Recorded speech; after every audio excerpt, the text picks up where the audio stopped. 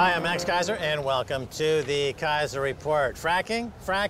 If it's so great, why is it a state secret? Stacy? Max, that's a good question to ask. We're talking about fracking again, and you and I on Keiser Report have talked about fracking so often. We were the first to cover it as the hoax that it is. August 2011, episode 169, we talked about that. 3 years ago to this day, we talked about it.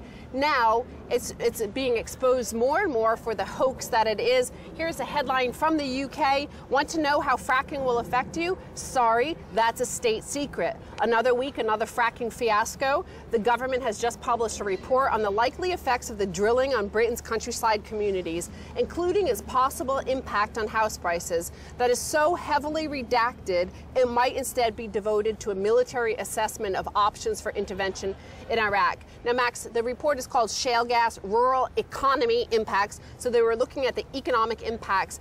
There are 58 passages and 15 pages that are totally redacted. You can't even see what they found are going to be the economic impacts on the economy. Right, we covered this starting 3 years ago, as you mentioned. And this was always very obvious at the time that when the subprime bubble burst and Wall Street was looking for a new Ponzi scheme, a new hoax, a new fraud, that this was going to be where they went. And sure enough, the fracking hoax is now being revealed as a huge bubble and as a huge scandal, as we knew it would be, because the subprime, this is the way Wall Street works.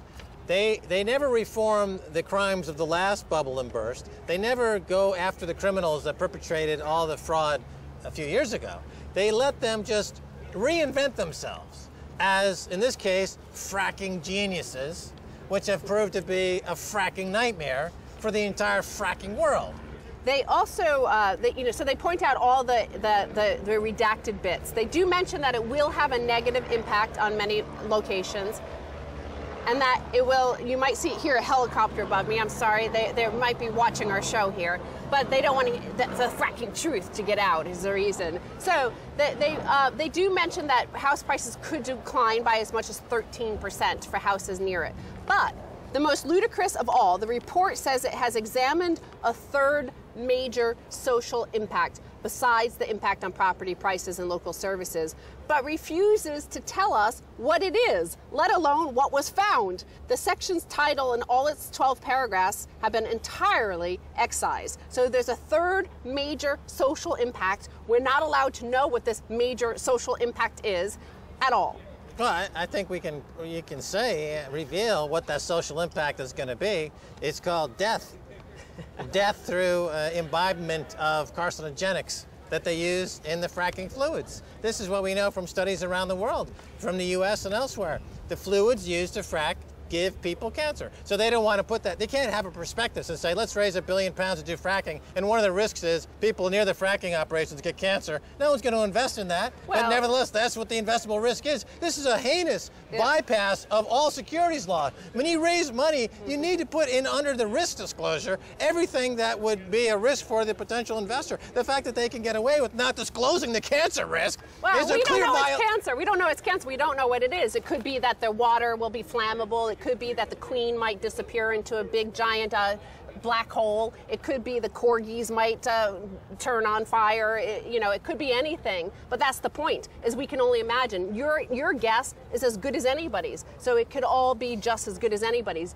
Make up anything. But the point being that anytime you have a circulation of legal documents for the purpose of raising money, the fact that you omit a key risk in these documents is, once again, a new chapter in the annals of modern finance, where all laws pertaining to risk disclosure are being overwritten for the purpose of ingratiating and enriching the worst of eco and finance terrorists. For example, in Denton, Texas, where they have like over 280 fracking wells in the town, on November 4th, they are voting to have a referendum. They might ban it there. And one of the things that they brought up in Denton, Texas, for example, was that within 200 feet of a home, you cannot build a dry cleaners, you cannot build a bakery, you cannot build a hairdresser's because of the toxic waste that might be emitted from there.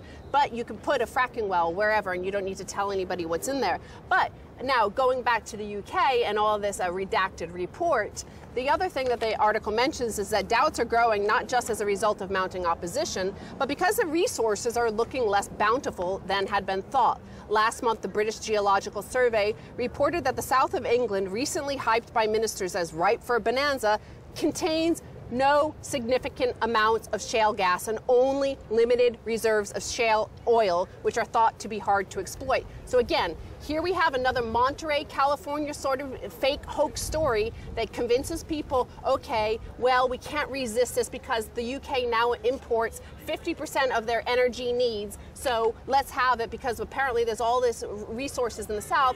Now they're saying, actually, it's not there. No, of course not. I mean, another part of the fraud is that the amount of money it takes to put these operations into place is well in excess of any economic gain that you could possibly realize on the opposite end of these economic operations in terms of fracking. It's an energy loser. It's more energy goes in than comes out. It's a capital loser. More capital goes in than comes out. So people load up the boat with these huge upfront fees. They put some equipment into the ground. They give some people some cancer, allegedly, wink, wink, and then they walk away and leave this eco-disaster for somebody else to pay. Brits have a National Health Service. They don't care about cancer, but they do care about their house prices, and the house prices will decline by 13%. Now, the article then refers to another article from the Telegraph.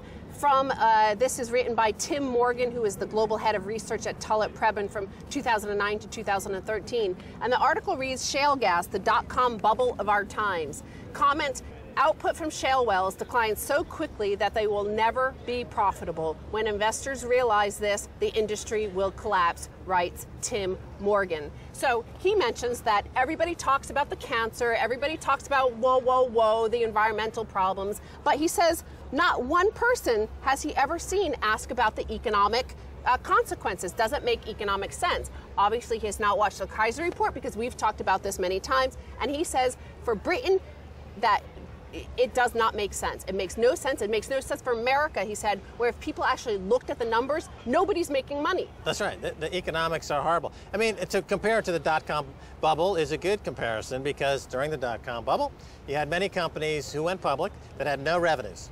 They had no business plan. They had no CEOs. They had no products. But Wall Street decided, let's take them public. Let's raise billions of dollars with initial public offerings for companies that don't really exist. And they all made huge amounts of fees and bonuses, and then it collapsed. With fracking, there is no revenue there. There's no there. There's no gas, there's no oil. It's a hoax. But they're going to still do deals. They're going to still pay themselves huge, incredible upfront fees. They're still going to make a killing. And again, it's going to collapse, just as the dot-com bubble collapsed. This guy, Tim Morgan, mentions that in the United Kingdom, they're mentioning that, well, look at what happened in America. They're the Saudi Arabia of fracking natural gas, fracking oil. It's a Saudi Arabia. Well, he then goes into that. He said that's a big problem because we now have more than enough data to know what has really happened in America. Shale has been hyped, i.e. Saudi Arabia, Saudi America, and investors have poured hundreds of billions of dollars into the shale sector. If you invest this much, you get a lot of wells, even though shale wells cost about twice as much as ordinary ones. If a huge number of wells come on stream in a short time, you get a lot of initial production. This is basically what has happened in the U.S. So you get initial production, it all declines rapidly by 60% within the first year. And he mentions again, that it costs twice as much to build a normal well. No, I think the comparison to Saudi Arabia, that's not necessarily the comparison you want to make. I mean, Saudi Arabia is an oil oligopoly monopoly where you have 5,000 princes that monopolize all the wealth and everyone else is living in abject poverty. Yes, I agree that America is heading toward a Saudi Arabian style economy where you've got a few thousand princes on Wall Street and in Silicon Valley and everyone else is living, in abject poverty. There is that wealth and income gap is approaching that of Saudi Arabia. I agree that is true. America will become like Saudi Arabia. That is true. But they will not have the reserves of energy that Saudi Arabia have. That is false. Well, they call it Saudi America, and again, the wells cost twice as much to drill. any sort of simple mathematics, if you had the basic understanding of mathematics, you would be able to say that they're not able to compete. If it costs you twice as much to make the same product, the same barrel of oil, the same barrel of gas, it's the same exact thing around the world, you are not competing with somebody like the Middle East or Russia or Norway or the UK, where it's easier to extract.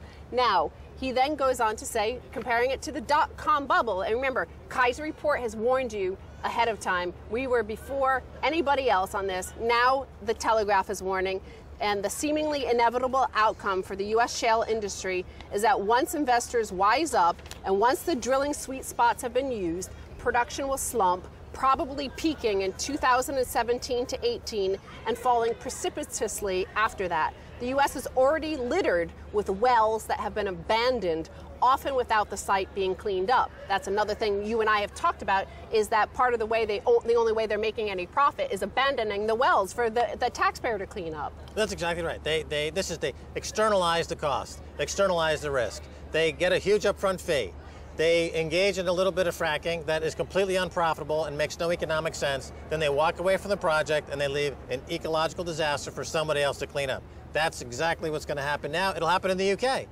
And the UK house prices will crash, and they'll blame it on frackers, they'll blame it on terrorists, they'll blame it on everybody else but themselves when they have themselves to blame. Osborne and Cameron and Mark Carney, we told you 3 years ago that fracking was going to cause economic blight and real estate crash. And they won't admit the fact that we begged them not to do it. They'll blame somebody else. They'll scapegoat somebody else, as they always do. They never take responsibility for their own ill-advised policies. Now, you were involved in the dot-com bubble, and they're comparing this to the dot-com bubble and crash. He's saying that we have 2 more years for it to peak, so it could still go parabolic. I mean, there could still be money to be made. Suckers are losing 50 cents on every single dollar they invest, but they're still pouring money into it. So there could still, theoretically, if you want to get involved in this sort of gambling, you could either go to Vegas, Macau, or you could invest in a fracking well. But there still could be money to make before it collapses precipitously. Right. Well, the thing about bubbles bursting is you want to be a day early, not a day late.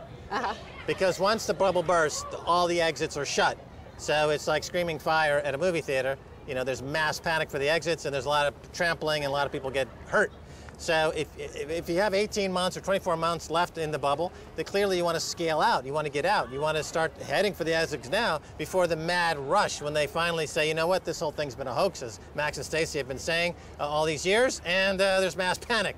Well, I'm getting the frack out of here, Max. Yeah, let's get the frack out of here. Stay tuned for the second half. A whole lot more.